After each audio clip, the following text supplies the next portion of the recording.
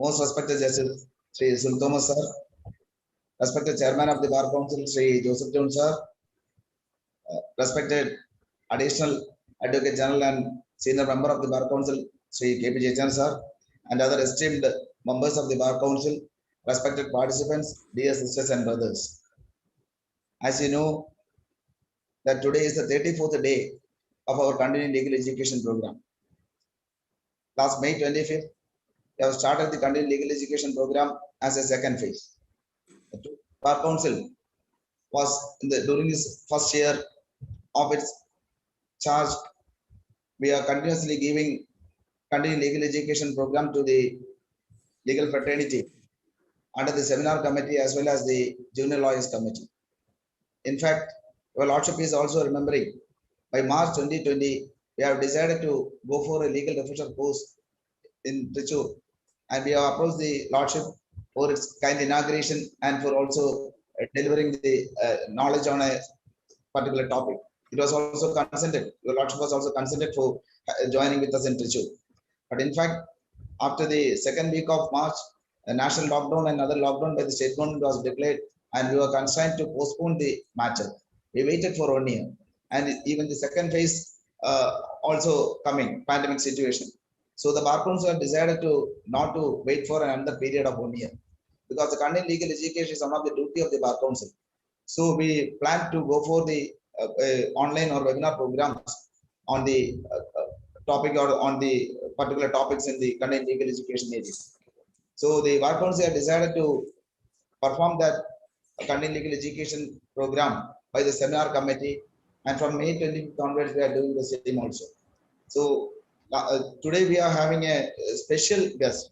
Why I so only because of the reason that even though this is the 34th day, this is the first time wherein this period a sitting judge of the High Court is joining with us, the Bar Council of Kerala, on this time. I do remember that while we are doing the continuing legal education program on physically, our sitting judges are joined on various parts of the state, even including Trivandrum as well as in Malappuram and in other parts of our state. So anyway, this is being a second phase. This is the first time our judges here. As I don't want to make anything elaborate. As Sri Sunil sir is much common among the lawyers fraternity. He has completed his graduation in the year 83 on LLB, and thereafter he enrolled, and after completing his PG, he was a part-time lecturer as before the Government Law College Ernakulam also. Sometime the experience which he got at that time, he still is continuing, and he is now as a justice is doing well, and moreover as a lawyer, as a what we call as a teacher, is among our fraternity well known to share his knowledge on the various topics, even civil laws and other side also. So after 2001, he was elected as a district judge, and by 2015 elevated to the High Court also. So I say, sir, we are much proud. Today we are blessed with your presence in this platform, and I express our sincere welcome and hearty welcome to this platform for being with us today and sharing the knowledge of also, sir. And secondly, I want to express welcome for our members of the Bar Council, including the Chairman Joseph Jones sir, and the senior member Sri K.P. Jayachandran sir, Sri Raman Kuti sir, and Sri Moidin sir, Sri Saji Babu sir, and Sri Srinath Girish sir. All the members who are present in this platform, I express welcome for and on behalf of these participants also. And also I welcome the participants, and I also welcome our host, who is an advocate from Trivandrum, Mr. Shamim is there, and I express my welcome on and all for being with us today also. And so we request our distinguished guests to share the knowledge on the topic. And sir, please, sir. A warm good evening to all of you. Honorable Chairman of the Bar Council of Kerala, Honorable Additional Advocate General Mr. K.P. Jayachandran, the Bar Council members, Mr. Pramod, and all my brothers and sisters of the lawyer community. I take this opportunity to thank the Bar Council of Kerala, especially the seminar committee, for giving me this opportunity to again interact with the lawyers, because I always cherish it my duty and also my obligation to impart whatever knowledge that I get and to share it with the lawyers.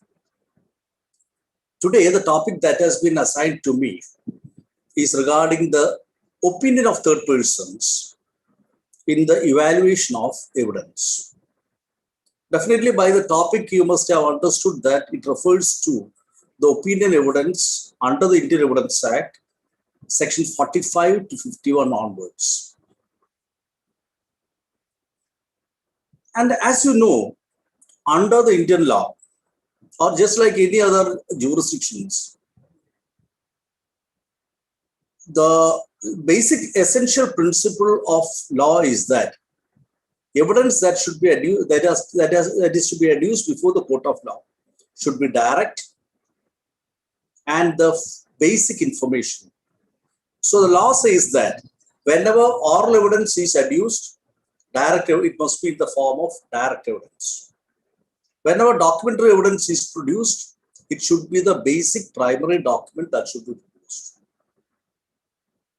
But in the process of adjudication, there may come certain situations where the court will find that there are certain matters, certain branches, because of the peculiar nature of that subject, the court is not able to adjudicate without basic inputs. Say, for example, in the case of foreign law, in the case of art, in the case of science, the court cannot be considered as the expert, though we legally say that the court is expert of all experts and knows everything under the sun. Factually, it is not so. So the court should get opinion. Court may have to rely on certain other external agencies other than the parties to the list. In the case of criminal case, the prosecution and the accused. In the case of a suit, defendant and the plaintiff and the defendant. Apart from that, the court may have to rely on certain opinions of third parties. To what extent the third party evidence is relevant is dealt with under section 45 to section 51. Among the third party opinion evidence, we generally call it the opinion evidence. It is generally we think that opinion evidence means it is the opinion of the experts. No. Under the scheme of the Indian Evidence Act, you will find that section 45 deals with expert opinion. There are few other sections which also deal with experts, like 45A and 47A, which deal with information technology evidence, like a digital signature, or like matters which are stored in a computer program or computer system. In such cases, and those coming under section 45, the opinion of an evidence opinion of an expert is relied on. So virtually, I will say that section 45 deals with opinion evidence, coupled with 45A and 47A, which are also a certain deal with experts who are computer experts. In the case of all other remaining provisions under the third party opinion evidence, it is opinion given by persons who have special knowledge of certain facts. So what I'm trying to make you understand is that though we generally say opinion evidence is the expert opinion, it is not confined to that alone. Broadly, we can say opinion evidence come under two categories. One, that of an expert. Secondly, those persons who are aware of certain facts, who have knowledge of certain facts because of the peculiar knowledge that they have acquired. So that's what you have to keep in mind. Now, section 45 specifically deals with the expert opinion. As you all know, section 45 says that when the court is called upon to create an opinion on laws of other countries, foreign laws, art, science, and also opinion regarding the handwriting of disputed handwriting, and also fingerprint, opinion regarding the fingerprint, it can rely on the evidence of an expert. Expert is known as a person specially skilled in that subject. It doesn't specifically say that it is an expert. That such persons are known as persons who are specially skilled in that subject. And if you go through section 45, you will find that only 5 specific branches of jurisprudence or 5 subjects are specifically referred to. They are foreign law, art, science, fingerprint, as well as handwriting. Now, the question that comes is whether section 45 is an exhaustive provision. Can we go into other fields of studies where the expert opinion can be defined, can be relied on? Then who is an expert, or who is what are the qualifications required to call a person as specially skilled in that field? So that's a very vague term. And the courts had occasion to deal with that aspect over a period of time, and the branch of opinion evidence has developed so much so that it is almost crystallized and settled now. Now, one thing I will tell you is that the opinion evidence is not confined to, expert opinion is not confined to the 5 branches that are specifically mentioned. Over a period of time, science has so developed, investigation methods of investigation has so developed, so that we have to rely on various methods of interrogation and investigation, so that those branches are also become part of section 45. Like medical field, medical evidence, forensic evidence, DNA test, opinion regarding the age of a person, opinion regarding computer aspects, digital signature, DNA profiling, then lie detector. So many subjects are there. And Supreme Court has consistently held that section 45 is not confined to those 5 branches mentioned in section 45. Secondly, who is an expert? Who is a legally, especially skilled in person? Does it require any special qualification? It does not, the statute does not prescribe. Then we further analyze section 45, several questions may arise. What is the legal validity of opinion evidence? How far it can be relied on by the court? How can it is relevant in an appreciation of evidence? Is it binding on the court? What is the nature of expert opinion? What is the nature of, is it a substantive law? Can the court rely on the expert opinion alone to arrive at a finding, so that whether corroboration of the expert opinion is required? These are the facets of section 45 that we will presently discuss. Then we will go to the other sections. As I told you, before, who is an expert or a specially qualified person? A petty person who has conducted studies on that branch or that field of study can be termed as an expert. If he has undergone special training in that and has acquired experience in that, definitely that is welcome. So that the person to be an expert need not be confined to a person who has undergone studies in the subject alone. Definitely, if he is personally qualified in that field of law, that's the best thing. Second is that he must be able to justify his findings. So that when the court is called upon to rely on the expert evidence, the person who wants to rely on that has to establish two aspects.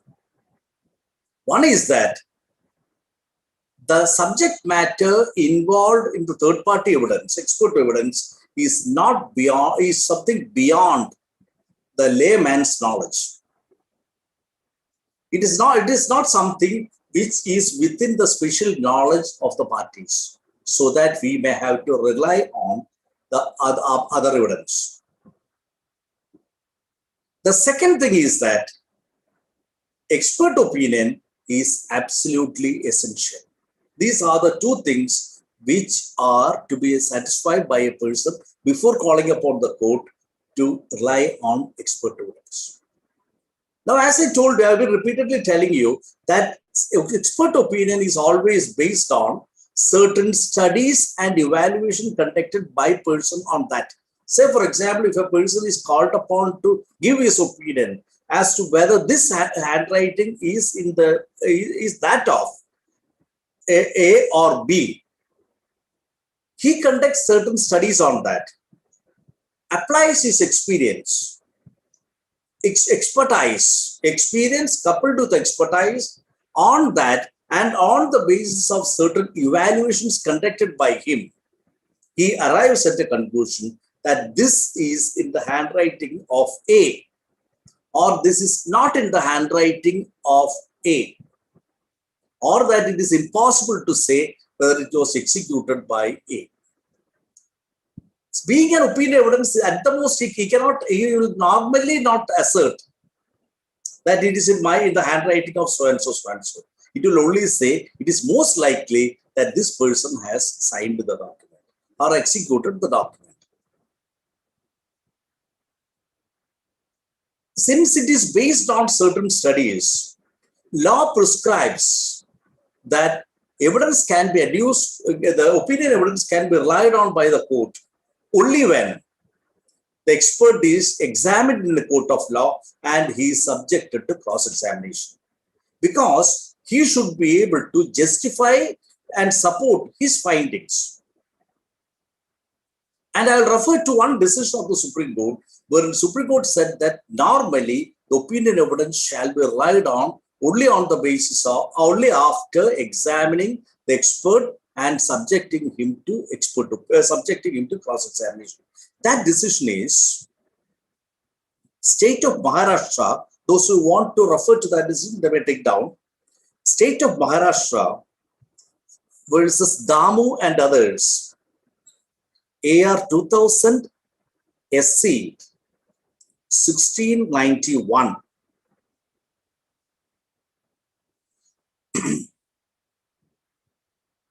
State of Maharashtra versus Damu and others. AR 2000 SC 1691.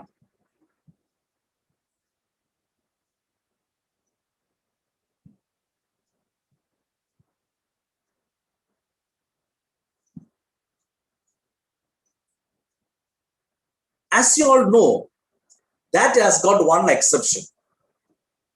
That exception is the statutory exception, which is provided under section 293 of the Code of Criminal Procedure, which says that in the case of certain opinion given by certain government institutions or by certain persons, the opinion is admissible in evidence even without examining the expert.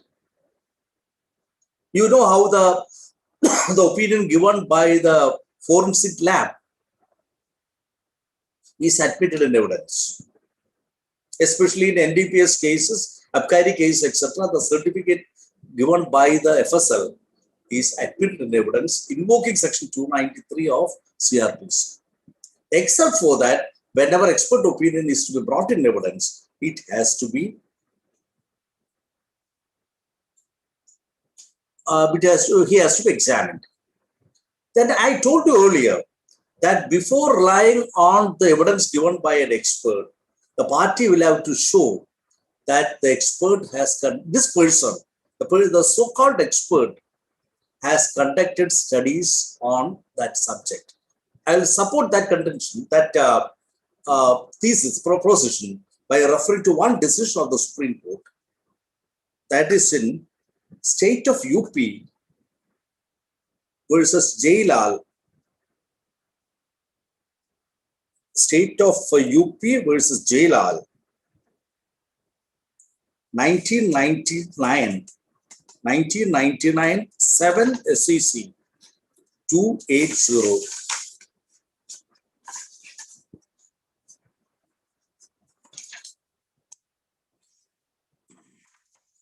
It should be shown that that person who is summoned and to be examined, or whose opinion is sought to be relied on, has conducted special study in that field of law.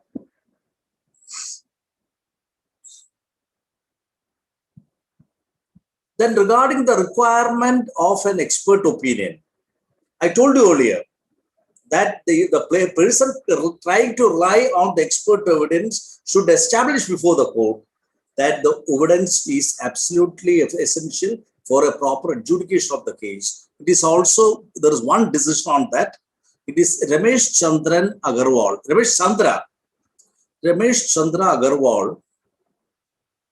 versus Regency Hospitals Limited.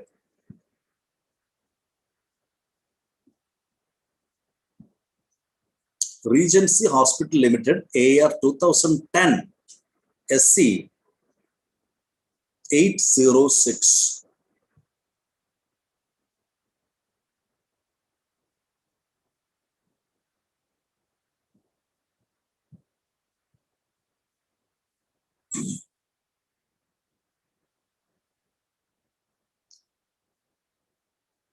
AR 2010 S806. Now, I told you that law does not prescribe what are the qualifications required to be a person skilled in that field.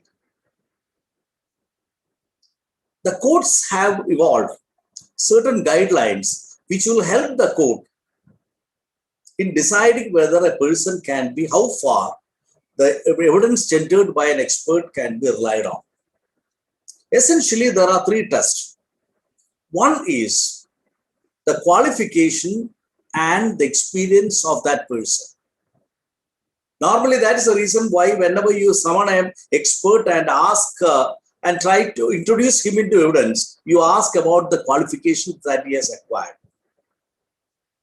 Second is that his experience, how long he has been performing that, studying that subject. What is his earlier experiences? How many number of cases he has dealt with?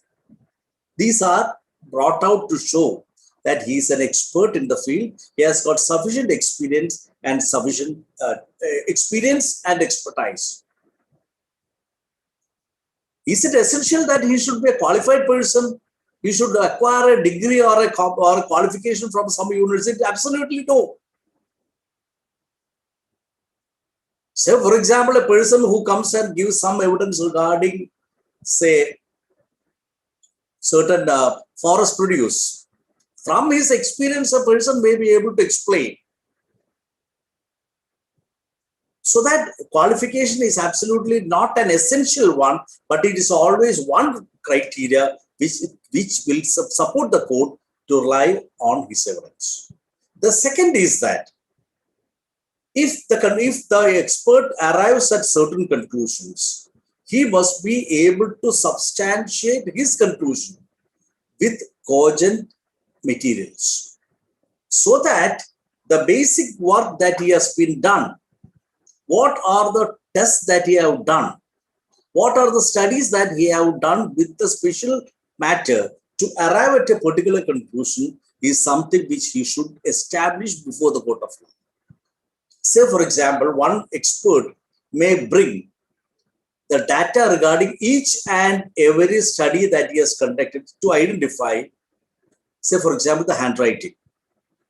He will say that there are this number of similarities, 8 similarities and 2 dissimilarities, like that.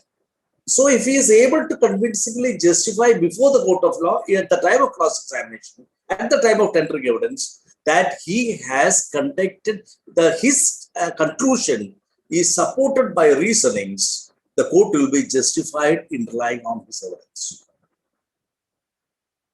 The third one is how far he voluntarily gives support his own conclusions, or the readiness of the expert to come out and disclose how he arrived at a conclusion. Suppose the opinion, the expert, the so-called expert comes to the court of law and repeatedly asserts that my conclusion is this, and if he is cross-examined as to how he arrived at a conclusion, he does not volunteer to give his reasonings, that itself casts doubt on the qualification or the genuineness or the credibility of that witness.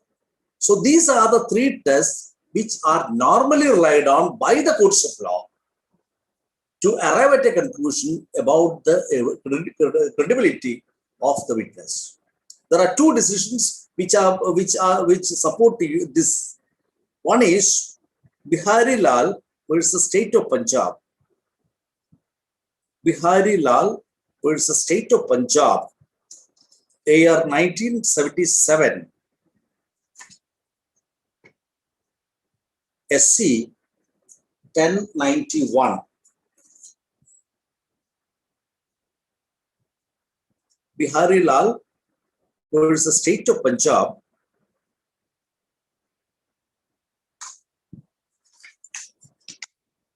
AR 1977 SC 1091. The second decision is SPS Rathod, SPS Rathod, R-A-T-H-O-R-E, Rathod versus CBI, 2017, 5 SCC 817.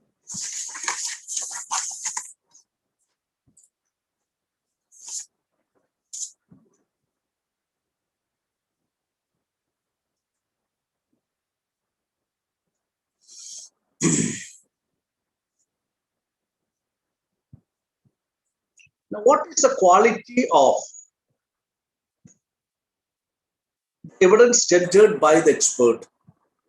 How far you can say, or what is the nature of evidence tendered by the expert? Is the court bound to accept it in toto? Is the court expected to accept it as such merely because the opinion is given by an expert? The consistent decision that has been laid down by the Supreme Court is that generally opinion evidence is a weak type of evidence. It's a weak and infirm evidence, so that the court should be very, very cautious in appreciating an evidence and in relying on that evidence. Then the question comes whether it requires a corroboration. I will come to that.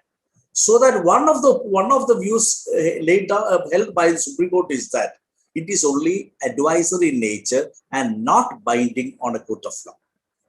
The decision that will support that is in Patturajan, P-A-T-T-U, Patturajan versus State of Tamil Nadu, 2019, 4 SCC 771.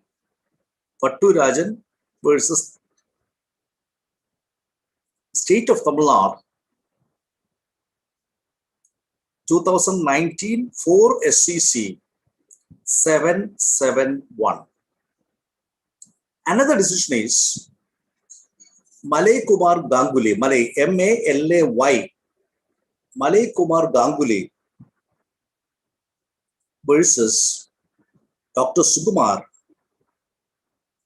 2009 SCC, 2009 9th volume SCC, page 221.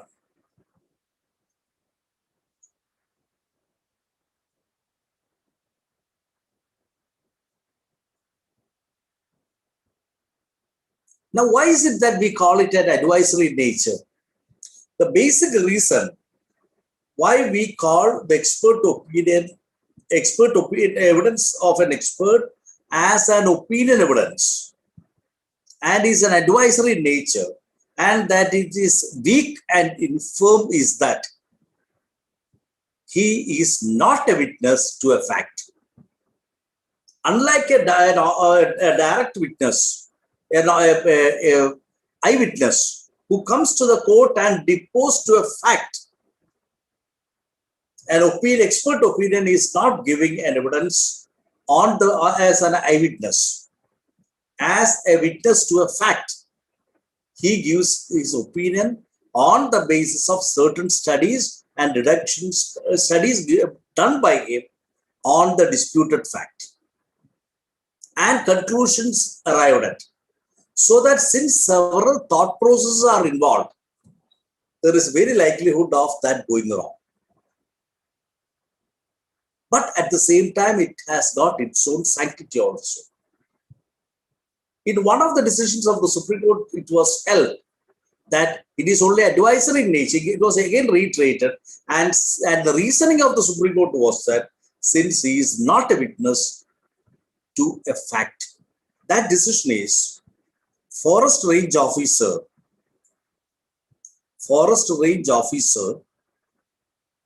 versus P. Muhammad Ali.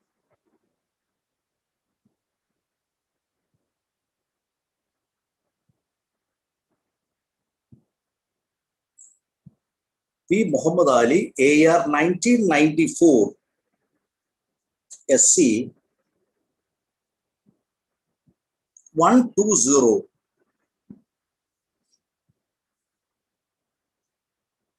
So on that basis, in Muhammad Ali's case, I will repeat the citation, AR 1994, SC 120. It was held by the Supreme Court that expert opinion is not binding on the courts. Is it a conclusive piece of evidence? It is not. So another important ingredient regarding the opinion evidence is that, expert opinion evidence is that it is not conclusive piece of evidence. Supreme Court in M. Abbas Haji versus T. N. Chenna Keshava, 2019, 9 SCC, 606. M. Abbas Haji versus T. N. Chenna Keshava, 2019, 9 SCC, 606, 606.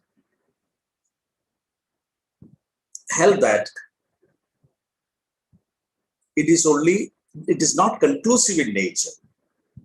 Then the question comes whether it needs corroboration or not. That I'll come to later, but I'll just tell you one or two other ingredients. Then we will go to the question whether it requires corroboration. Then the next ingredient is that when there is a conflict between the opinion given by a witness, an expert, and an eyewitness to a fact, whose evidence is to be more relied on.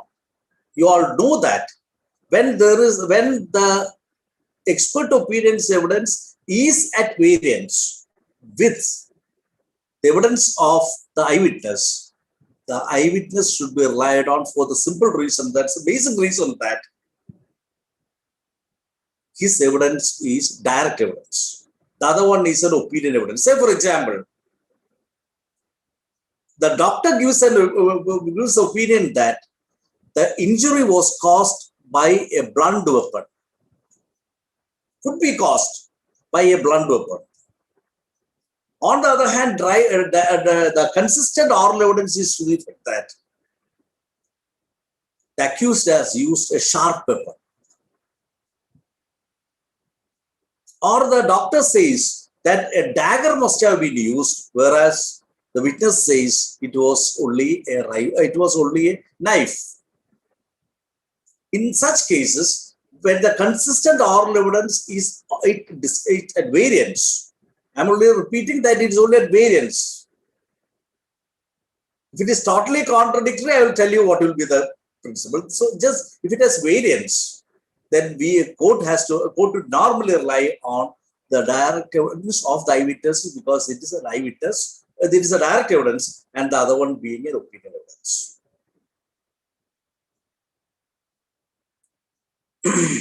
Then the last aspect is, does it require corroboration?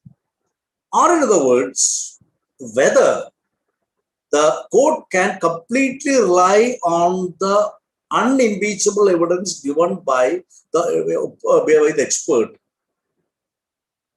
and decide the case in favor of one of the parties, relying on it alone. Now, this aspect came up before the Supreme Court on various occasions. One of the most important cases in which this issue was raised was in Shashikumar Banerjee versus Subodh Kumar Banerjee. Shashikumar Banerjee versus Subodh Kumar Banerjee. What you have to keep in mind is that it is a constitutional bench decision. The constitutional bench considered this question and said that the courts are not expected to completely rely on the expert evidence, and there should be some corroboration from some other evidence. One typical example can be, say, for example, in the case of a dispute in a suit based on a promissory note or a check, the plaintiff comes before the court and asserts that this check or promissory note was executed by the defendant. His evidence is not demolished. Expert comes and says that in all probability, the signature, the person who has executed the admitted document has executed the disputed document. So that his oral evidence, suppose his opinion evidence is also consistent, could not be demolished in cross-examination, the plaintiff's evidence corroborates the evidence of the expert, or either way, both ways, corroborate each other, and the court can safely rely on that evidence. And the constitutional bench held in Shashikumar Banerjee's case that it will always be essential, the court should always look upon for some other corroboration. Now, what happened was that subsequently, the same question came up before the Supreme Court in another decision, Murari Lal's case. Murari Lal versus State of Madhya Pradesh.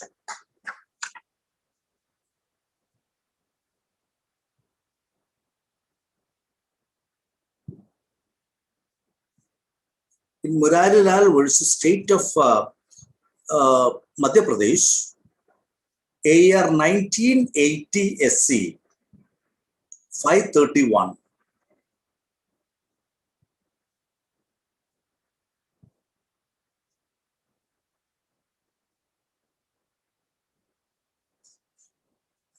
What happened was that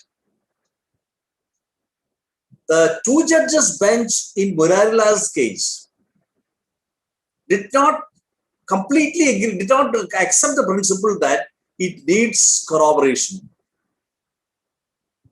Though the constitutional bench decision was referred to in Murari Lal's case, the two judges bench of the Supreme Court said that it is not essential that there should always be a corroboration. The constitutional bench also did not say that there should always be a corroboration.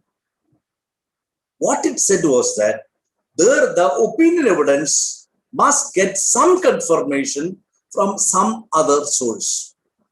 It may be in the form of a corroboration. It need not rise to the level of a corroboration also. But there must be some confirmation. The same view both the court's constitutional bench, though it may appear that Murar in two judges bench in Murarlal went against the constitutional bench decision, apparently both remain the same.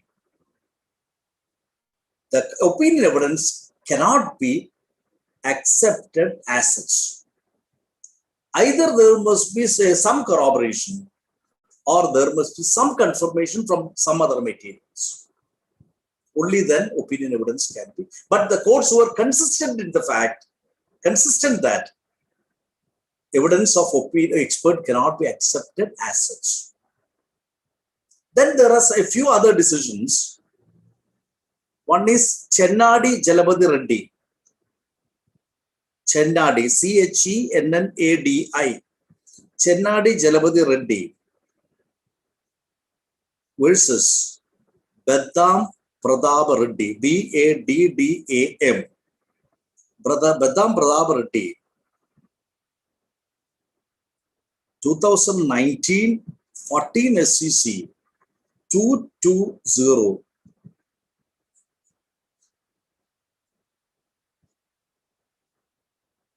The court held that expert opinion needs some corroboration. So that seems to be the consistent view thereafter. Ultimately, the conclusion that we arrive at is that whether it is corroborated or not, the evidence of expert cannot be accepted completely unless it gets some confirmation, some support, some corroboration from some other source. So that's the law. So to conclude this aspect, I will say that expert opinion is only an advisory in nature. He is not a witness to a fact. It is a weak piece of evidence. It cannot be complete. It's not a conclusive evidence. It requires some corroboration also. So these are the facets of the expert opinion. Now, one type of opinion evidence is regarding the fingerprint opinion. What is the sanctity of a fingerprint opinion? And if you go through the decisions of the Supreme Court, what you will find is that Supreme Court has consistently said that fingerprint evidence, our opinion given by the experts, has got some scientific basis and it is more credible and more reliable than some other fields. There are two essential reasons why the evidence tendered by an expert on fingerprint is stated to be more credible. Two reasons. One is that the fingerprint of every person remains the same from his birth till his death. There is no change at all. Secondly, for the reason that no two persons have the same fingerprint. No person in the whole world have same fingerprint. It is distinct from as far as each person is concerned. So that and the science of fingerprint has so developed that the Supreme Court has said that it is said to be more on a scientific basis than any other evidence. The decision is Munna Kumar versus Andhra Pradesh. Munna Kumar versus State of Andhra Pradesh. 2012, 6 SCC 174.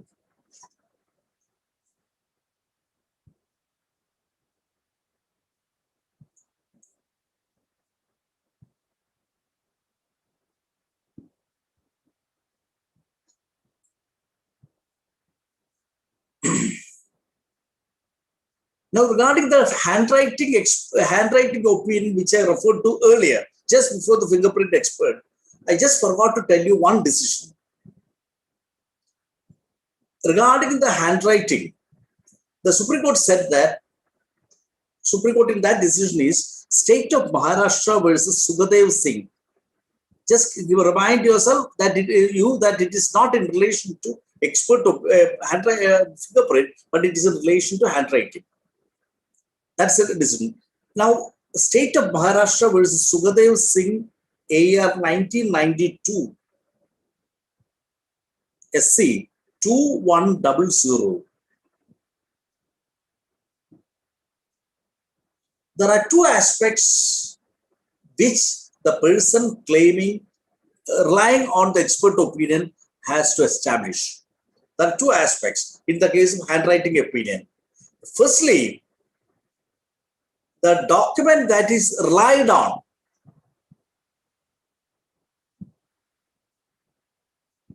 is that in the handwriting of the disputed, of the person who allegedly executed it. Say, for example, if the document that is sought to be examined is a promissory note executed by the defendant, there should be essentially an admitted document, so that the plaintiff will have to, if the plaintiff wants to call upon the expert opinion to be relied on, firstly he must establish that the original document or the sample document that was relied on was in the handwriting of the defendant. That should be confirmed first. Secondly, he should say that the expert is a competent, reliable witness. These are the two aspects that the person claiming, relying on an expert opinion, will have to establish. One, that the basic document, the sample document, was in the handwriting of the person whose signature is the dispute, whose signature or handwriting is sought to be examined. Secondly, that the expert has sufficient knowledge and expertise in the field.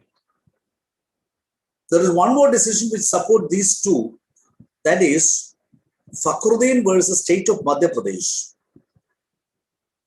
AR 1967 SC 1326.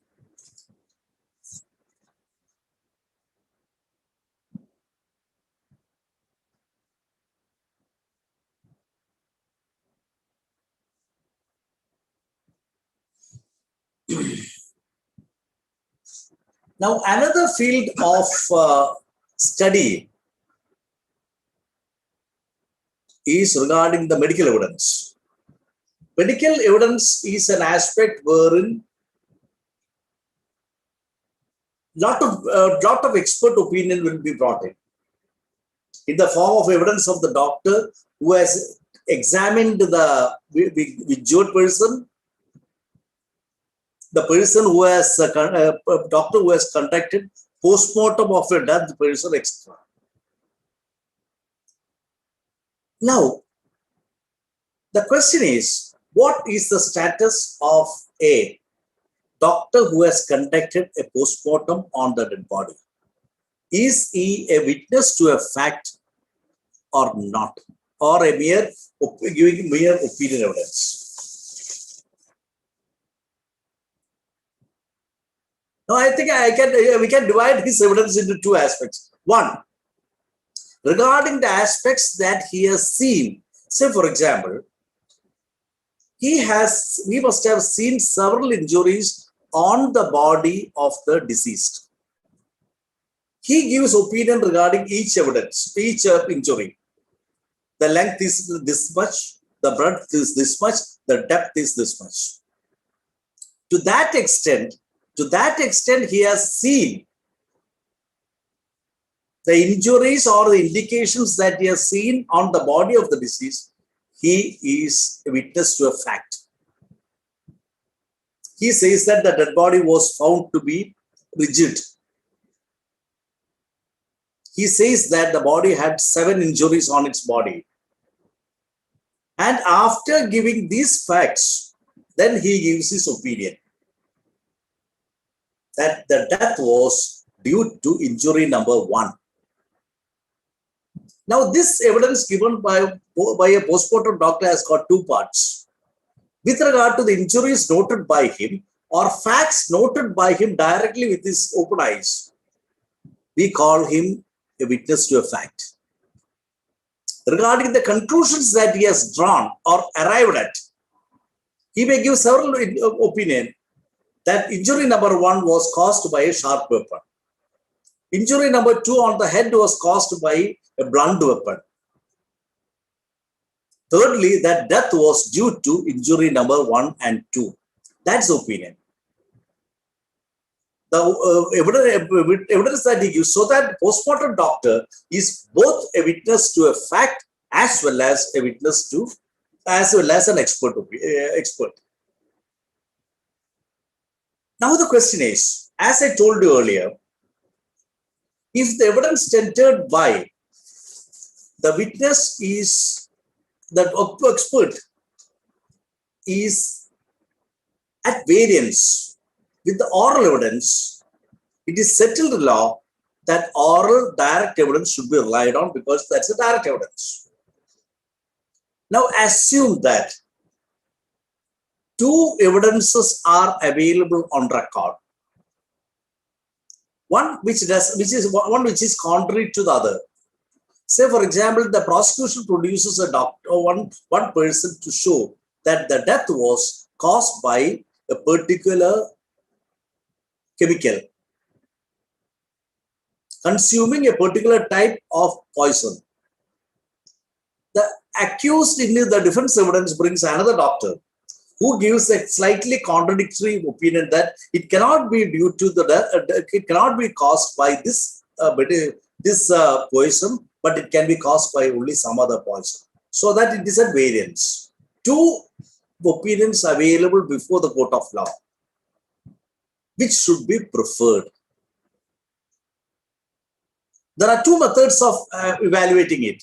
One is that accept the opinion which tends to be more reasonable. Secondly, accept the evidence which is in consonance with the direct evidence, oral evidence. This is the principle that is followed. That is Piara Singh, P-I-A-R-A, Piara Singh versus State of Punjab, AR 1977 SC 2274.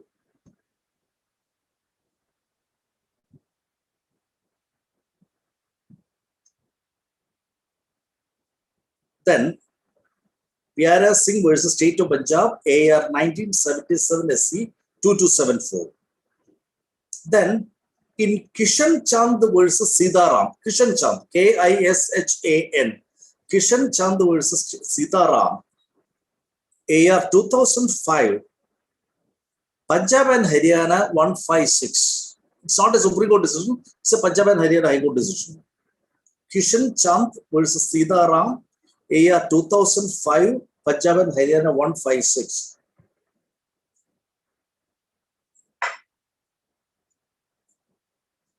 The court gave an opinion, the court held that if 2 opinions, 2 inputs are available, which are contrary to each other, court has to apply its mind independently and accept the opinion which finds to be reasonable. The other decision which I referred to, Piara Singh's case, said that the court, the view was that if the evidence which is in consonance with the direct evidence should be preferred. Either way, it is the same. Then I told you earlier that a postmortem doctor is a witness to a fact, and at the same time he is gives opinion evidence is laid down by the Supreme Court in TP Diversia, D-I-V-E-T-I-A, TP Diversia versus State, AR 1997 SC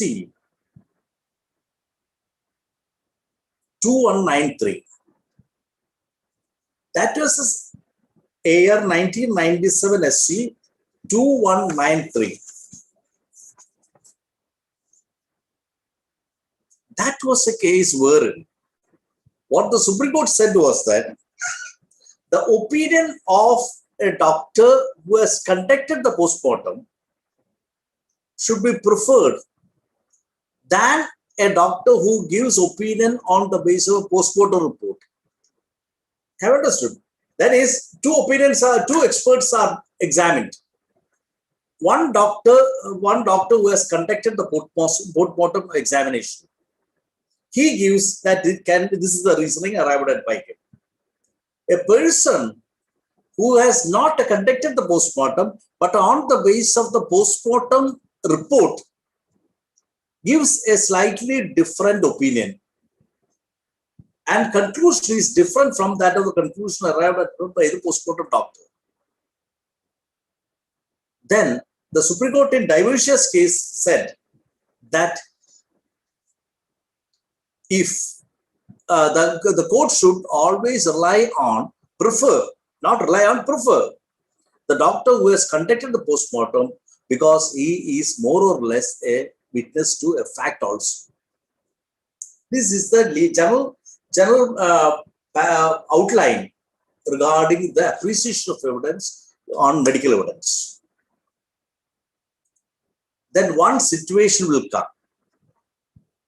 Suppose the doctor who was examined by the prosecution gives a totally diametrically opposite finding, which does not support the prosecution case.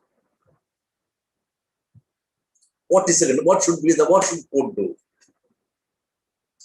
The opinion given by the doctor that regarding the cause of death of a person does not tally at all with the prosecution case. Prosecution evidence is that so and so committed murder of the deceased. The doctor comes and says that these injuries are not caused by a person. This can only be from a fall, natural fall or something like that. So that the opinion given by the doctor is diametrically opposite to the prosecution case. What should the court do? Can anybody give me an opinion? What should the court do? Anybody? You can try.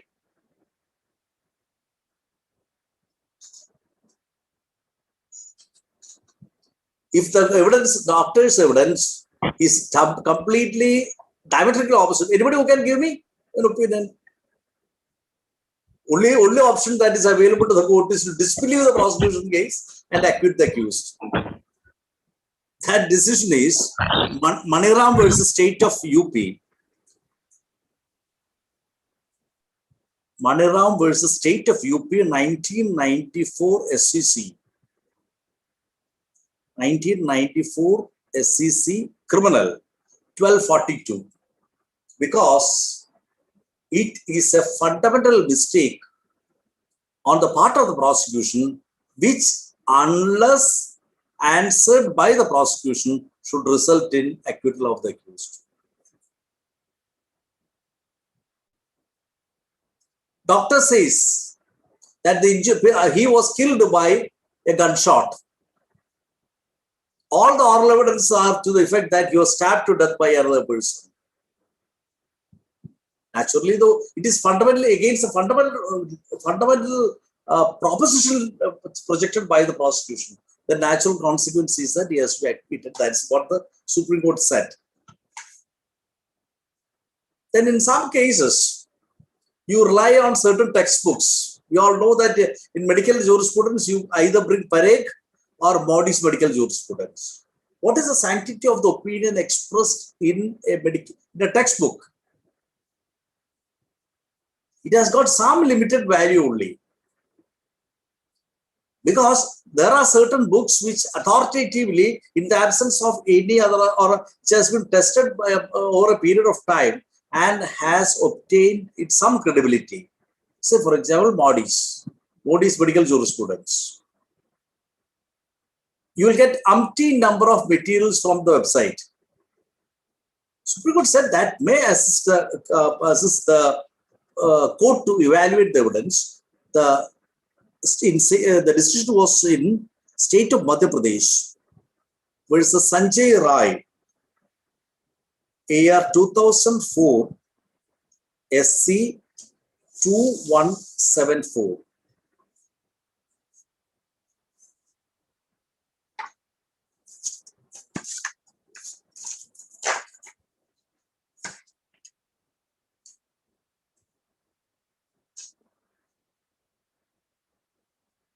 Then another field wherein expert opinion is nowadays sought is on the voice sample.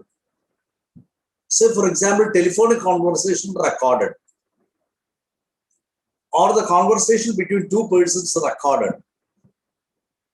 How far it can be utilized, used by the prosecution.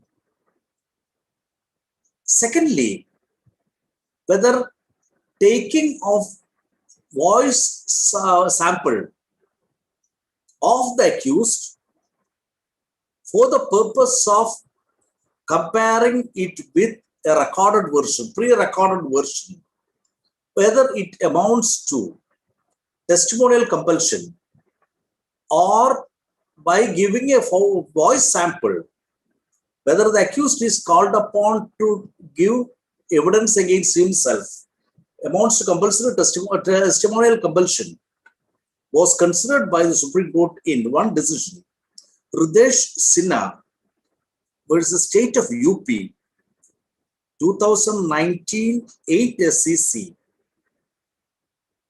1. Hridesh Sinha versus State of UP,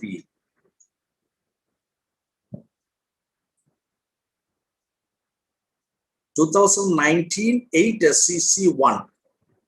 The question that arose in that case was whether calling upon the accused to provide his voice sample, voice sample, would amount to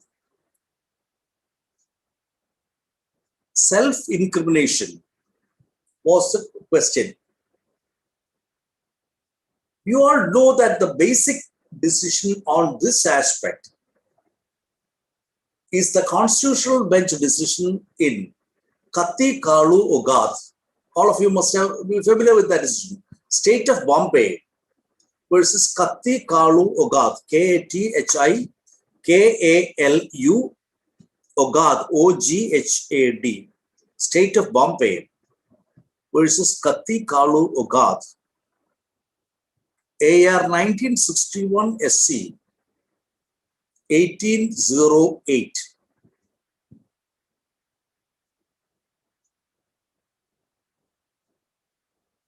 AR 1961 SC 1808.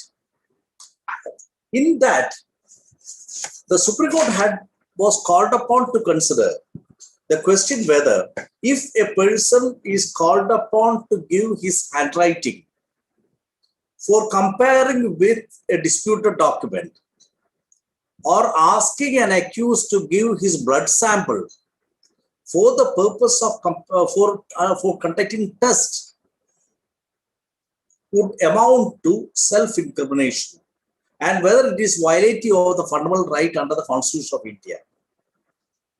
Constitution bench in that decision said that it is not a case of by providing the voice, by providing the handwriting, or by giving the blood for the purpose of test, he is not called upon to depose against himself. He is not called upon to incriminate himself by giving evidence. It was held that blood sample is taken or handwriting is taken only for the purpose of investigation. In such case, it would not amount to self-incrimination. It is not violative of the constitutional right of the accused. That constitutional bench decision remains to be the law even now. Relying on Katti Kalu Ogath's case, in Hridesh Sinha versus State of UP, the Supreme Court said that if an accused is called upon to give his voice sample, that will not amount to testimonial compulsion. So that's the significance of voice sample. Now, another branch of law, wherein nowadays we get a lot of opinion evidence, expert opinion, is regarding the DNA profiling, DNA test.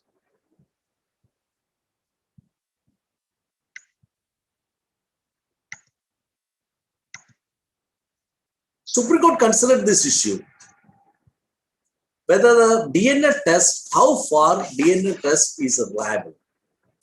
It was generally held in Chamanlal versus State of Himachal Pradesh. Chamanlal versus State of Himachal Pradesh, AR 2021, SC 46. AR 2021, SC 46. That DNA test has now attained the status of a perfect science, and it is completely reliable.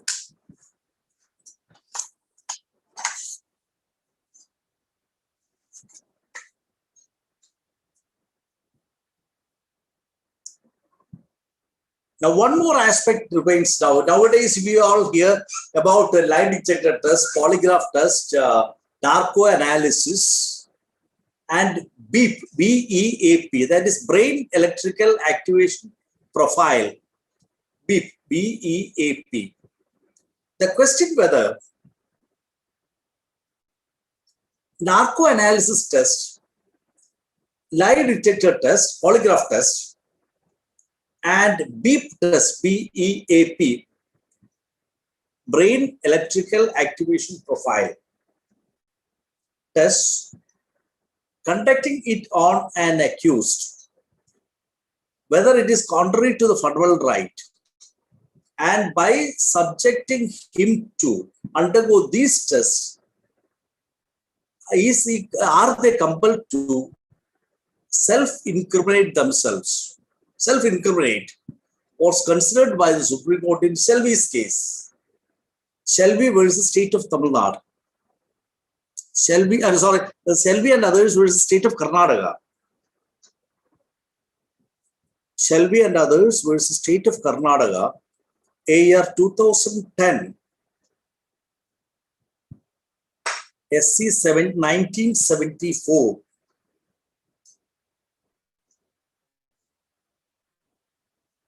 AR 2010, SC 1974. It was held that in all these cases, in polygraph test, BEAP test, as well as narco analysis, answers are solicited from the accused after administering certain chemicals, or from them by keeping them in a not a fully conscious stage, or rather from the subconscious mind. Hence, the Supreme Court said that unless the accused volunteers to undergo these tests, compelling a person to undergo BEAP test, narco analysis test, or lie detector test, or polygraph test would amount to violation of his fundamental right. So ultimately, what Shelby held was that a person can undergo the test only if he volunteers to give permission. Virtually, it followed the decision in State of Bombay versus Kattikalogad's case. So these are the factual premises or the legal proposition regarding Section 45, which relates to the expert opinion. Then Section 45A, as you know, it is regarding the opinion of an electronic evidence. Section 45 says that if there is any opinion is to be taken by court regarding the information transmitted or stored in a computer source, the opinion of the examiner of electronic evidence under section 79 of the IT Act is relevant. And 47 says that regarding the digital signature, the opinion given by the certifying authority is relevant. So that's the aspect.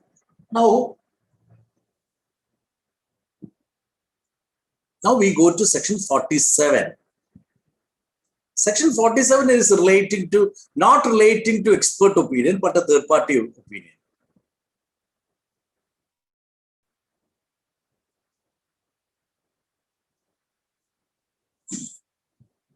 It says that when the question regarding the writing or signature of a person is relevant, is in question, opinion given by persons who are acquainted with the signature or handwriting is relevant. What does it mean? It says that when the signature or handwriting of a person is in dispute and the court is called upon to give its opinion, or when that question becomes relevant, the opinion regarding that signature or handwriting given by a person who is conversant with the signature of that person is relevant. And what is meant by a person conversant with signature is dealt with in the proviso, in the explanation. Three types of persons are recognized as persons who are conversant with the handwriting or the signature. One is that a person who has seen the other person putting his signature or writing. Two, a person who has received some letters in answer to the communication given by him to that person is relevant. Say, for example, A says that I used to write a letter to B. B has given a reply, this reply to me. It bears the handwriting of B.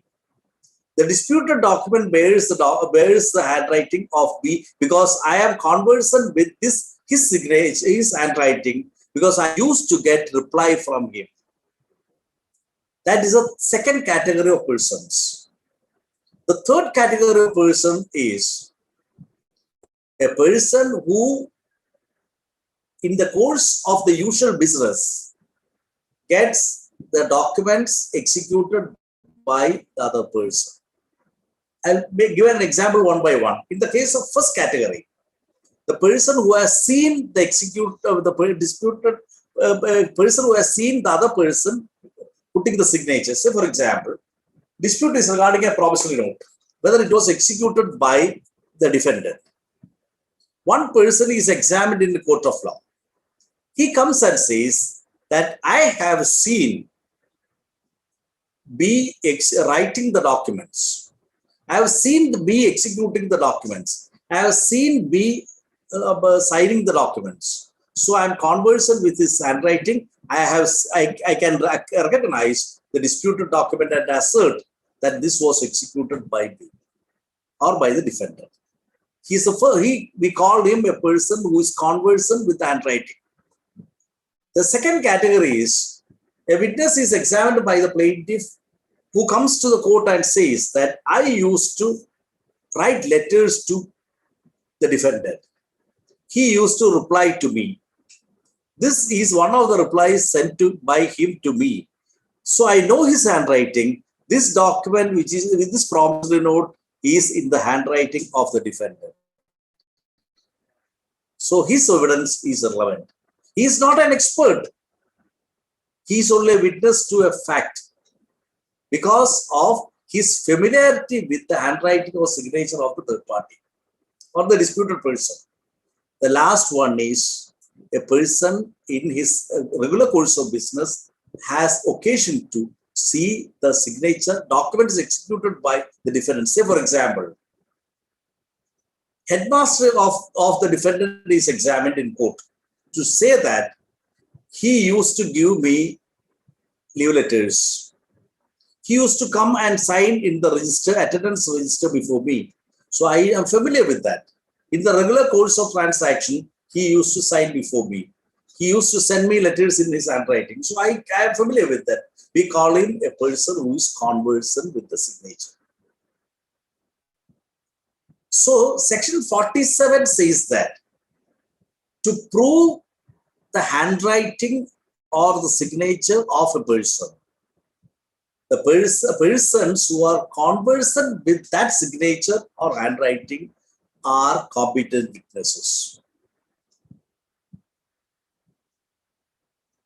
Now I will put you one question. What is the difference between section 45 and 47? The difference between 45 and 47 is that 45 deals with an expert.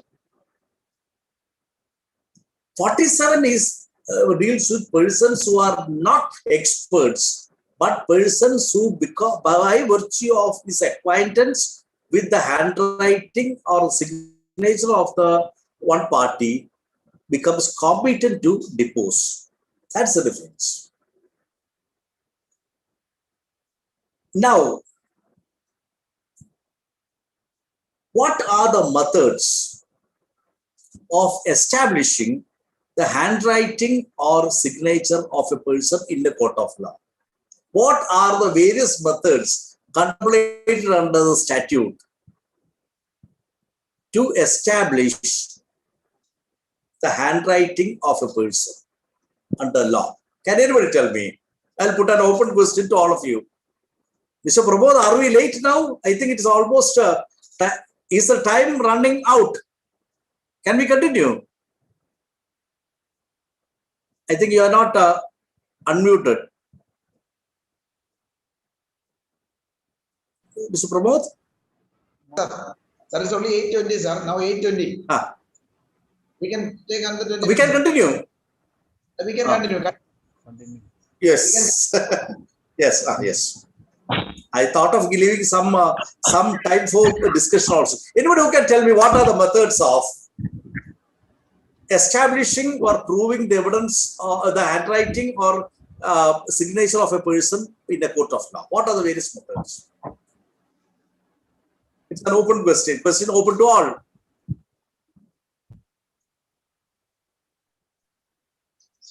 Anybody? Mr. Sharath, can you tell me? Sir, section 73 comparison. 73.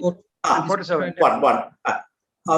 Then section 73 of the Indian Evidence Act enables the court to compare the admitted signature and the disputed signature and to arrive at its own conclusion. That's one method. Second is by calling for an expert opinion under section 45. Then, by examining a person who is conversant with the signature under section 47. Now, is there any other method? Section 67. Can anybody tell me? Section 67. What is that? 67 and section 60. Section 60 and section 67. What is section 67? It is by a direct oral evidence. Is it not? Who said section 67? Myself. Somebody said, correct, Mr. Rajit. Is it Rajit? Yes. Yes, Your Honor. Yes, my lord. Yes. Now, Mr. Rajit, you said you are correct. Your answer is correct. By producing the evidence of a person who has seen the actual, is it not? Under section 60 of the Indian Evidence Act and under section 67, direct evidence is admissible. One person who is brought as a witness to show that he has seen the defendant executing this promissory note. That's a direct evidence, is it not? It is admissible. It can be relied on by the court also.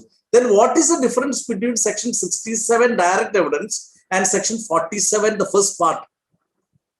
Person conversant. Can you explain, Mr. Ranjit?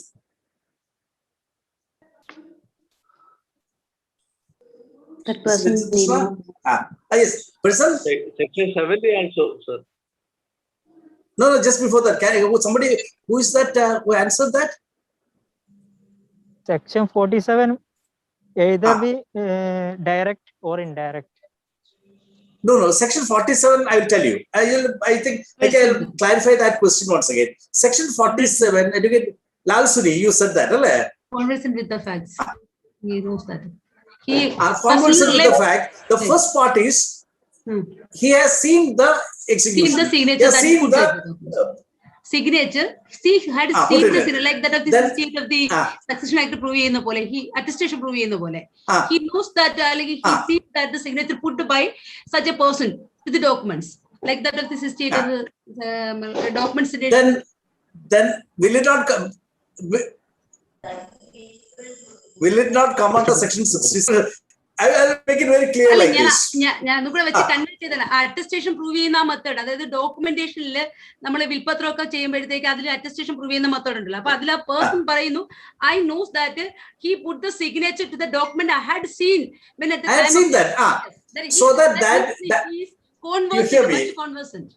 Lal Sunil, Lali, just hear me. The section 67 says that direct evidence can be adduced. Yes, sir. Yes. That means question is whether defendant has executed a promissory note. Yes. Plaintiff comes and says that I have seen him executing the document. Along with me, my witness was also present. That witness is examined. He comes and says that he has seen the execution of this promissory note. Section 47 relates to a person who is conversant with the signature. The first part of it says that a person who has seen the execution of the document. Mr. Ajit Kumar, you wanted to answer that. What is that? Mr. Amar Ajit Kumar? Yes. Yes. He already seen the signature. And he compare the document and but other one is direct evidence. He see the actual fact. He's the signature. He is signing the document. Other one is he knows other documents. His signature is correct. That exactly is the difference. Section 67 provides that a person who has seen the execution can be we call him the direct evidence. There may be, but he has seen that execution of that document. He may not be. Whereas, under 47, a person who is conversant means he has not seen this document being executed, but he has seen him signing some other document or executing some other document. That's why he becomes conversant. So that exactly is a distinction between a person who has seen the witness coming under section 67 and a person conversant under section 47. In the case of 47, he has not seen the execution of this particular document. What he has seen other documents being. That's it. That is how he becomes conversant with the signature. You should not be under the impression that he is giving the direct evidence, but he becomes competent evidence by virtue of section 47 of being conversant, since he has seen the person executing other documents, thereby he has become conversant with the signature. Followed. My lord, which one having more evidentiary value? Both have. Definitely, the person having direct evidence has got more evidentiary value. Not under section 47, because that is a deduction. Is it not so? Then, is there any other method of establishing the document? Proving a disputed document. We have compared section 45, section 47, section 67. Then, Attesting witness, your lordship. Attesting witness is indirect. attesting witness is a direct witness. He's seen it. Direct witness, section 67, it comes, he has seen it. So it comes under section 67. 68. So we know three methods. By under section 67, by 73. By direct evidence, section 45, opinion evidence, section 47, conversion. Any other method? Can anybody tell me? Commission matters. Court can compare. But that is under section 73. Yes, another method. Section 7, the admission of execution by party to attested document. Is it not possible to is it not possible to establish the genuineness of the document by direct admission of the party who has executed it? FSL report is possible. Yes. Suppose in the cross-examination, he is FSL report comes under 45. No, I put hear me. Now suppose in the course of cross-examination, defendant is confronted with other document. Defendant is made to admit that I have though I have disputed it, I am admit that in the course of cross-examination, he is compelled to admit that he has executed the document. Is it not one method of establishing it? Yes. So that's one method. Any other method? Yes. That's any other method. Section 32. What is that? What is that? Section 32. Proviso 2. How is it? Discharge of official duty. No. That's not. Executed by virtue of his office. Now, can it not be proved by admission to third parties? Say, for example, one person is examined by the plaintiff, who comes and says that defendant had told him that he has executed a promissory note and received the consideration from him. Hearsay evidence. That is by, not a hearsay evidence, direct evidence by a person that defendant admitted to me. It is not a hearsay evidence. It is by an admission. And some or other method can be, at the time of cross-examination, a letter written by the defendant is shown to him. He is confronted. He admits that he has sent the document. Wherein in that letter, there is an admission that I have executed the document. It is true that I have borrowed the money and I want to return it. I have admitted, so that by an admission, it can also be proved. Is it not? Yes. So these are the methods which can be adopted by a party to prove the document. Followed. Or so 45, 47, section 70, 73, direct evidence, and by proving admission. These are the methods. Now we will just quickly go to the other sections, and we will not get much time. Section 48 and 49 are two aspects. Section 48 deals with opinion regarding the existence of a right or a custom. Section 49 relates to the usage and tenants.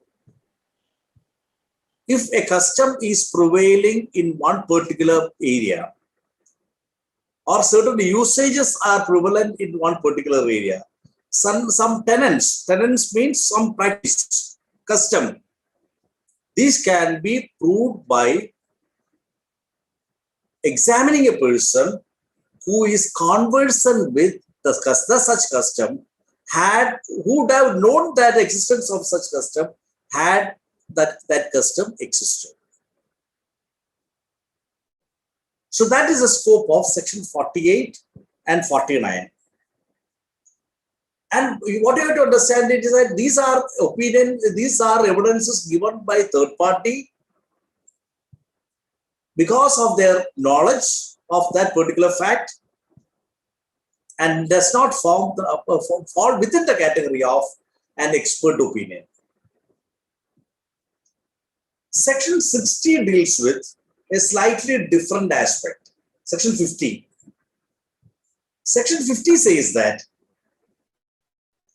the question that arises before Section 50 deals with the case wherein dispute arises in the court of law regarding the relationship between two persons.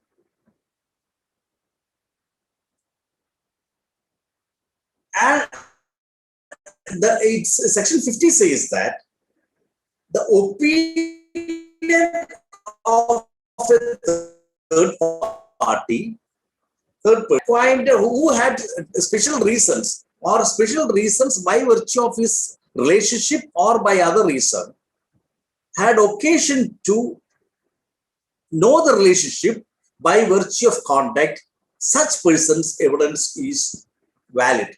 Say, for example, the question is whether A and B are living together as husband and wife.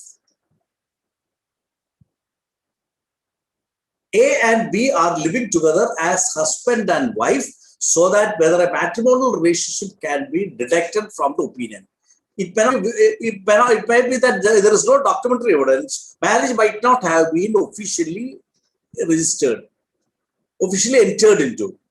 So the limited question that arises is whether they are living together as husband and wife.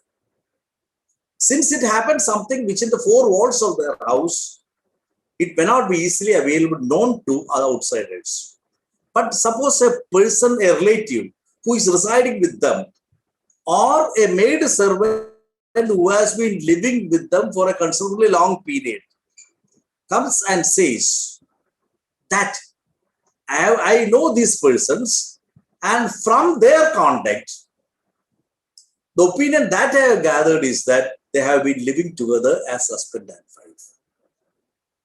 In certain cases, such evidences are admissible and reliable by virtue of Section 50. But the conditions are that the question relating to relationship between two persons must be in dispute.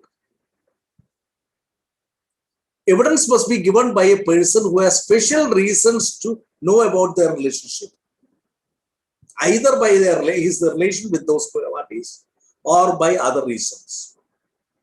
Lastly, the opinion must be based on the conduct of the parties. Suppose that maid comes and says that I have seen them going to bed during night. So they are living in the same room, under the same roof.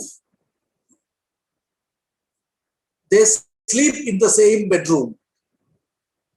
Every day morning, they wake up, have their breakfast together, go for their duty, come back in the evening, and to my information, to my knowledge, they live as husband and wife.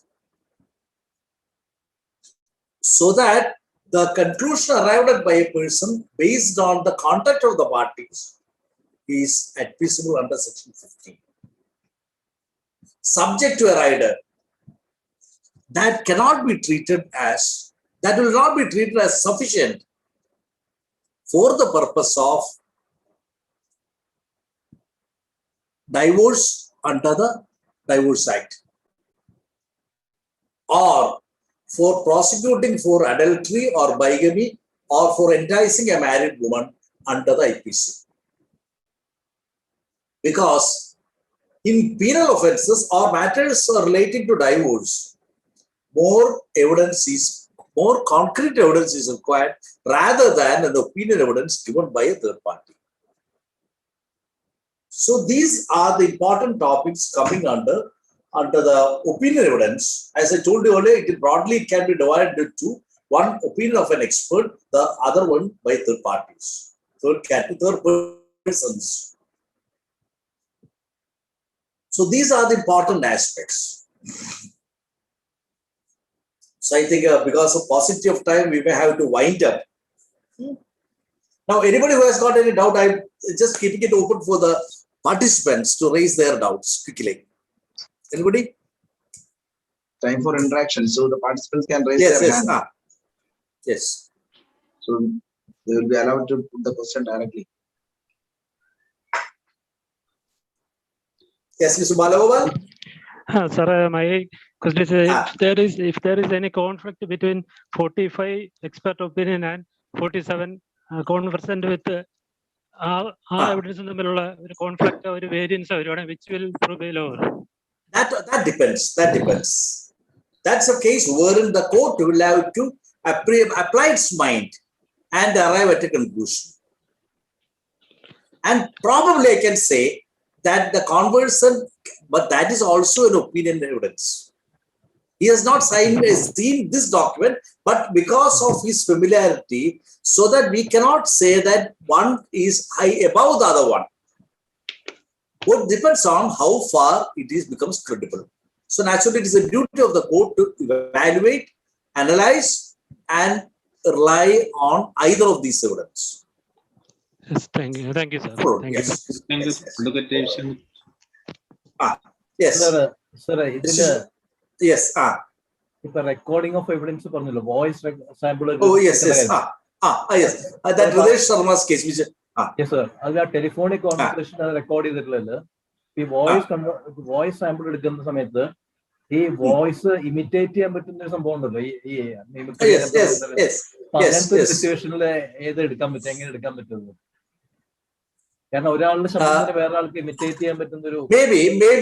maybe. That's why that always I said that it is opinion evidence is a very crude for an informed and weak form of evidence. What I feel is that the experts may be possible, may be able to identify whether it is a mimicked one or not. May be possible. Then also what happens is that probably the expert can say that these sounds are similar. And then the prosecution has to establish that this voice is admittedly that of our, there are other circumstances to believe that this is the voice of the accused. So that much evidence the prosecution will have to bring in. And I never said that it is a very more scientific. It has got its own infirmities because of this problem. What about the handwriting also? One can imitate, but even then the handwriting experts say that this has been artificially done. You must have seen such reports where they say that from the nature of the handwriting, the time taken, the slant, etc., he may be able to say whether it has been tried to be reproduced by that person, or it is the natural flow will be absent. Natural flow or style of writing will be absent in such documents, so that they will be able to say. But I do not think in the voice sample it is so perfect. Cut and paste No,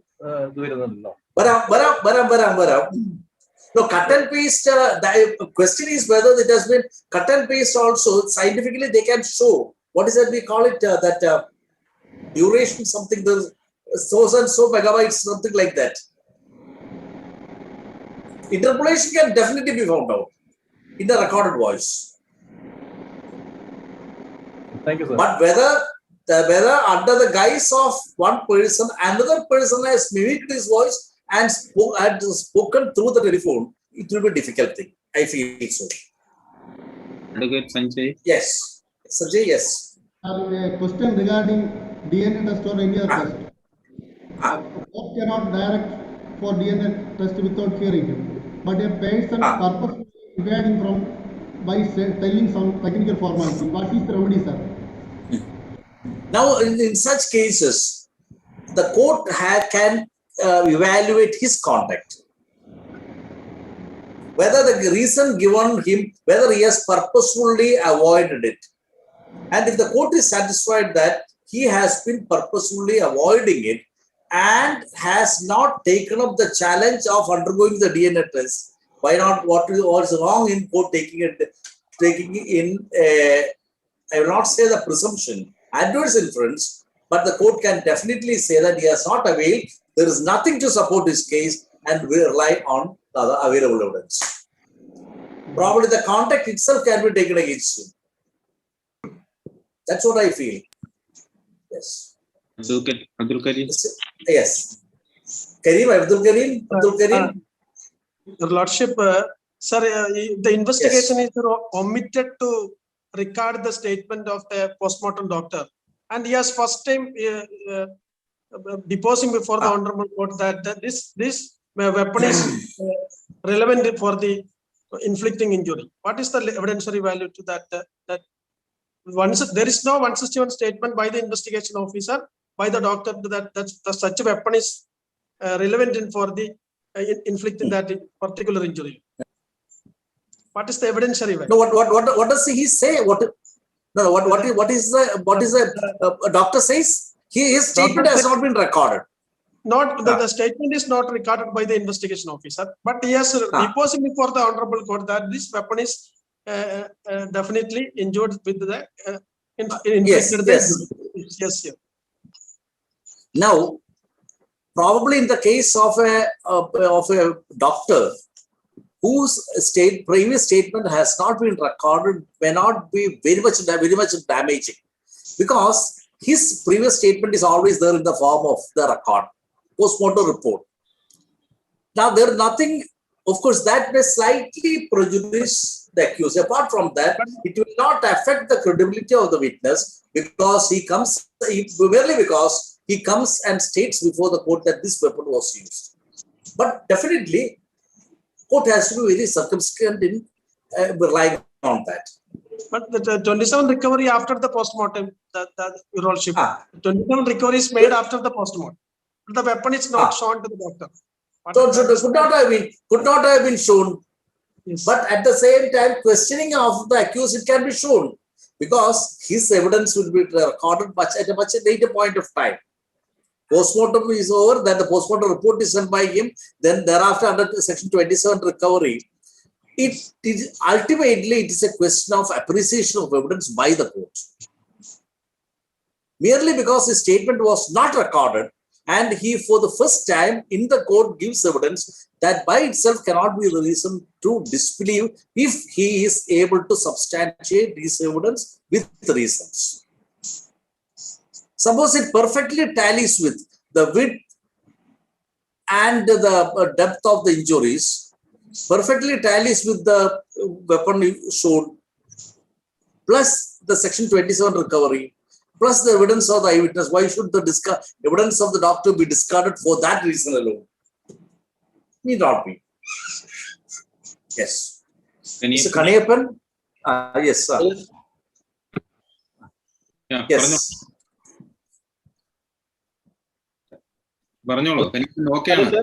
Sir, the accused applying for sending a document for expert opinion, but the magistrate himself compare the disputed signature and come to a conclusion whether it is possible. Now, in the case of an accused, even though section 73 enables the court to compare the signature, there are umpteen number of decisions of the Supreme Court says that the court should not, though section provides that the court is competent, though it is generally said that the court is expert of the experts, still normally, as a matter of prudence, it will not be advisable to rely completely on section 73. I'll straight away give you a decision on that aspect. Section 73. There are at least, yes, that is in the state of Maharashtra versus Sukhdev Singh, AR 1992, SC 2000. State of Maharashtra versus Sukhdev Singh, AR 1992, SC 2000. And Ajit versus State, AR 1997, SC 3255. These are the two decisions where the Supreme Court said as a matter of prudence, the court should not rely on its own individual opinion under Section 73. Probably it can be used for the purpose of corroboration, and especially in the case of a criminal trial, court will never be justified in arriving at its own conclusion on that. Okay, sir. That may be thoroughly unsafe, and the court should not. I may say that the court should not do that in criminal cases. Civil cases it can be, but always. The court is not an expert on that. Court just merely looks at it and feels that these are safe. Very unsafe. Yes. Anybody else? So Mr. Rajiv? Yes, Mr. Rajiv has raised the hand. No. Yeah. Rajiv, you have to unmute yourself. Yes, yes. Yes. Then Jain sir. Yes, sir. So BJ. Yes, sir.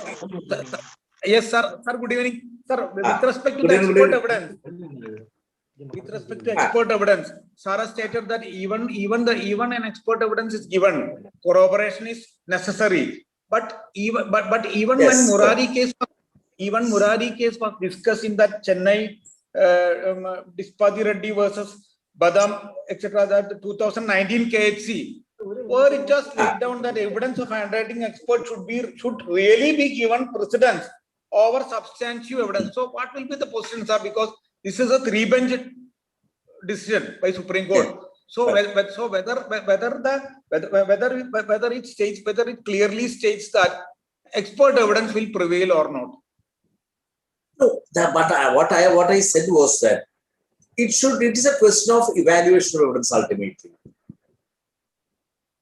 The question whether how far the opinion evidence is credible or not. Why the court says that expert opinion should be given due prominence is that it is based on some scientific study. In that context alone, the Supreme Court said that. But then we go to the constitutional bench decision, it is settled down. There needs some corroboration, or we call it, as I said in the subsequent case, it was said that there should be some confirmation. Still, in that 3 judges bench decision, the Supreme Court did not say that you can independently rely on expert opinion. It always said some confirmation is required. Yes. Yes, sir. Yes, sir. Thank you, sir. Thank you. Yes. Thank you. Yes. Good evidence, sir. Good evening. Good evening. Good evening, Kumar. Yes. Section 48 sir opinion evidence customs how can the genuinity of witness can be proved through court? He says regarding the custom. Now, just as in the case of any other person. Now, what section 48 says that if the question whether a custom was in existence or not, the evidence given by a person who would have known about such existence had such custom existed. That means, first is whether he has sufficient knowledge on that.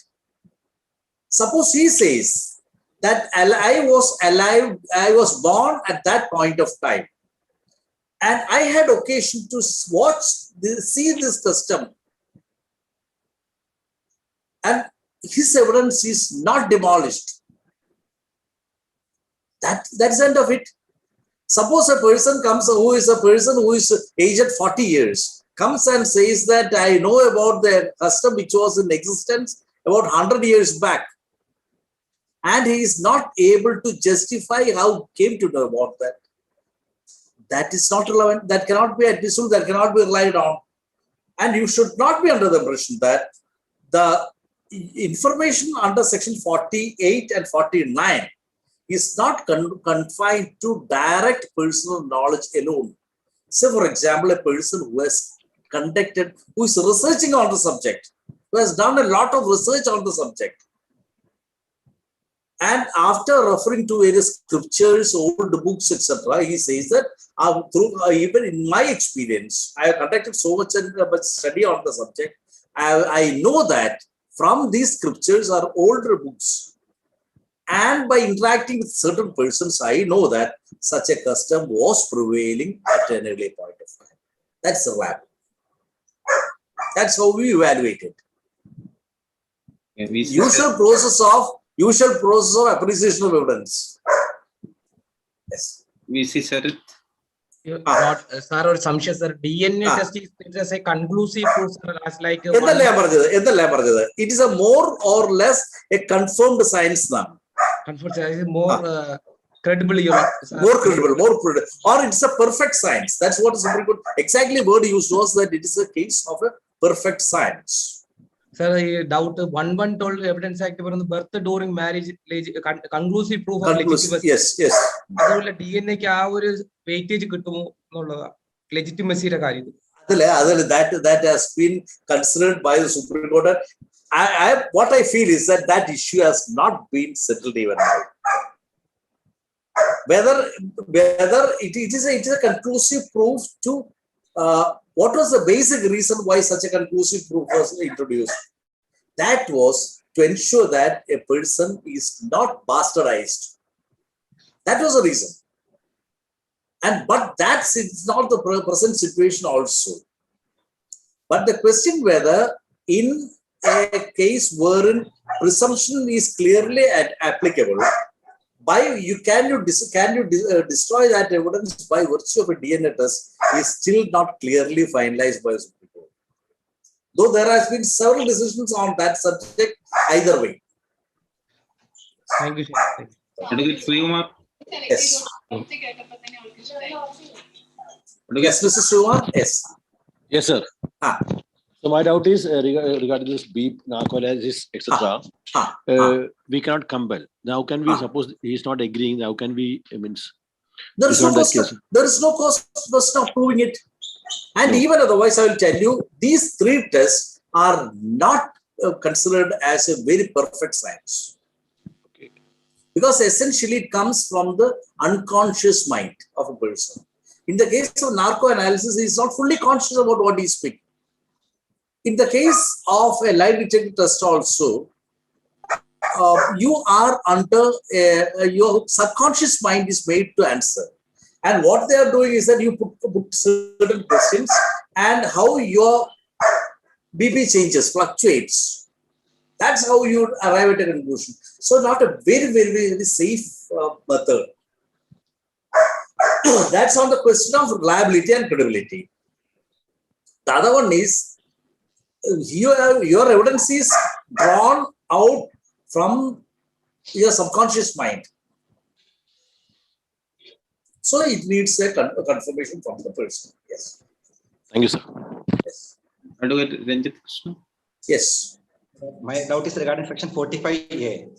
Suppose the prosecutor is examining an expert, but he is not an expert as per section A of Information Technology Act, because he is not a government recognized electronic expert. Can his evidence be treated under section 45 of Indian Evidence Act, my lord? Yes, but the question will be, when his evidence comes specifically under a specific provision, can he brought within the general provision of section 45? It also depends on the credibility. But because he has got a scientific, only because that he is not scientifically recognized. Otherwise, it would have been evidence would have been possible, admissible under section 47A. Personally, I don't think that there is any bar in considering his evidence if it is reliable under section 45. He is an expert on the subject. Only thing is that he is not having a degree or confirmation from the government. So it does not rise to the level of a competent person under section 47A. Still, he can be relied as a competent expert. Yes. Okay, Advocate Rajesh. Sir, regarding the Shashi Banerjee case and the reported decision, Shashi Banerjee case, Constitution Bench decision. Constitutional by decision, the question was citation. You want the citation? That's missing. That's missing. I'm sorry, AR 1964. That is Shashikumar Banerjee versus Subodh Kumar Banerjee. AR 1964 SC. Yes. 529. AR 1964 SC 529. The constitutional bench decision. And regarding one question, sir. If a person is not willing to a DNA test, what is the remedy? That's what the question that was asked earlier also. He is virtually, the question is how far his evidence is reliable. How far his explanation offered for not undergoing DNA test is reliable. I don't think that that itself can be considered as a fact against him. Generally, the principle of adverse inference can be, I don't think that there is any bar in taking an adverse inference against him, because after giving an opportunity, he refused to undergo that, and that's a crucial test. Yes. Sir, last question. Srinath. Yes, Your Lordship, my question is regarding in a matter there was a report of an expert obtained by the court. I think my video has got tilted. Tilted. You are upside down. Yeah, I don't know. Don't worry about that. Don't worry. Don't worry about that. No, I think it's okay. Your Lordship, in a matter, there was an expert's report obtained. And it was a handwriting expert's report. And in fact, that was a case where the other side disputed the execution of the document. And the report was obtained by the plaintiff. And what happened was there were no objections filed by the defendant. And therefore, since there were no objections filed by the defendant, from the plaintiff side, we requested the document to be marked. And the court marked the document also. And the other side at the time of arguments has contended that since the document is not supported with oral evidence, it is not liable to be looked into. So my doubt which I expressed before Your Lordship is that in a case where the report itself is not disputed or stands undisputed or unchallenged, can it be contended by anybody or the other side rather that the report is not liable to be looked into only for want of the reason that the person who has given the report has not been examined? Because Order 26 Rule 10A of CPC says that the record or the expert's reports, it forms part of evidence. Yes. So is it mandatory that we got to have this person examined? No, that's the case only when, say for example, a commissioner. Yes. Commissioner who has gone to the spot, taken a report after giving notice, then automatically it becomes part of the record. Then if the defendant wants to dispute that, he has to summon him. Yes. Otherwise, it forms part of the record. Still, even if since it becomes merely because it becomes a part of the record, you should not be under the impression that entire facts becomes one thing and credibility, reliability is a different thing. Yes. So that what I'm saying is that in the case of an expert opinion, it is settled. It is settled by the decision of the Supreme Court, which I referred to as the first case. You remember that?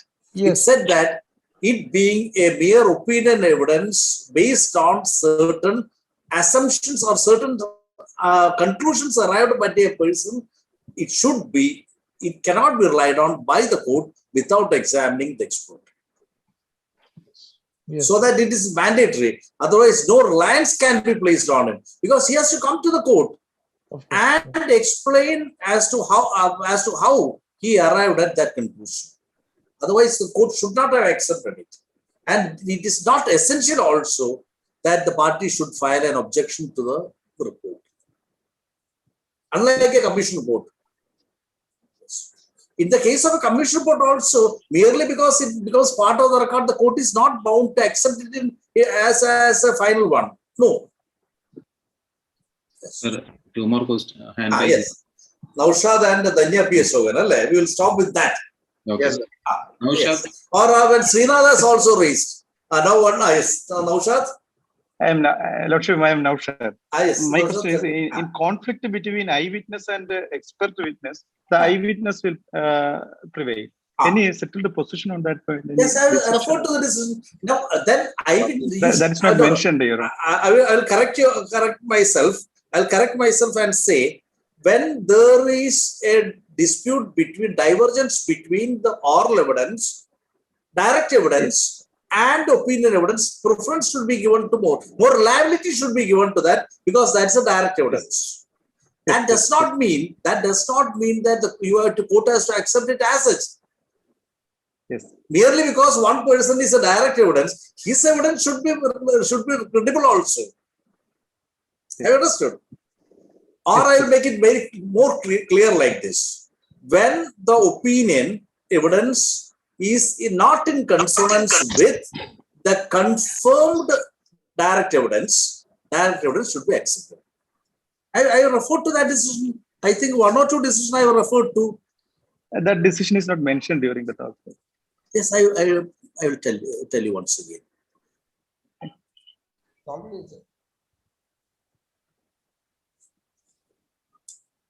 I think I have referred to one or two decisions. No, before that, the Abbas Haji decision was mentioned, and thereafter now yes. One of the participants asked for Shashi Kumar, and in between this has to be said, but that is not mentioned. Yes.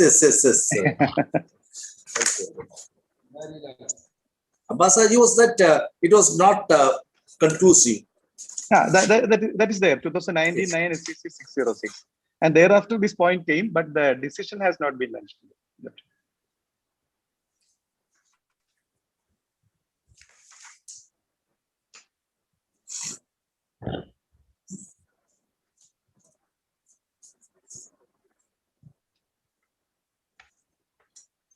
Direct evidence. Direct evidence. I'll just give you that. Yes. That is Krishnan. I'll give you a new decision. That is Krishnan versus State. Krishnan versus State. Yes, for sure. 2003 7 SCC. For sure. 56.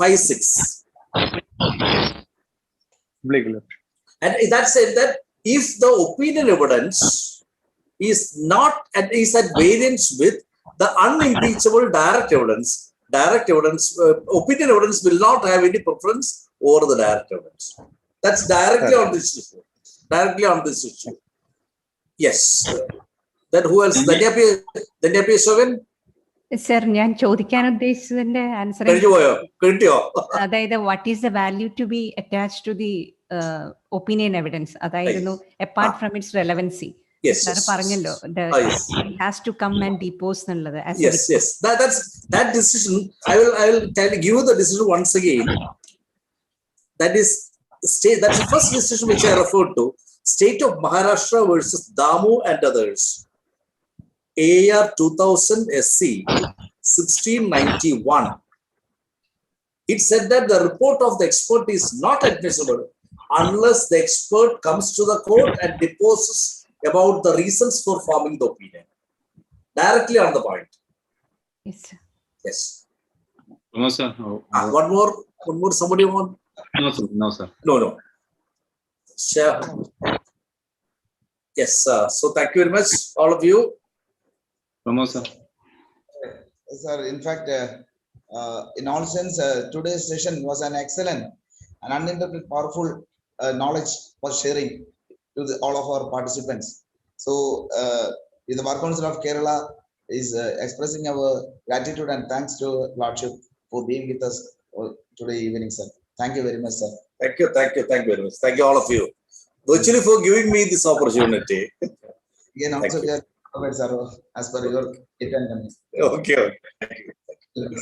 Good night, all. Thank you. Thank you to all our Bar Council members and our participants also. So we are winding up. Tomorrow's session will be handled by Advocate KK Vijaykumar.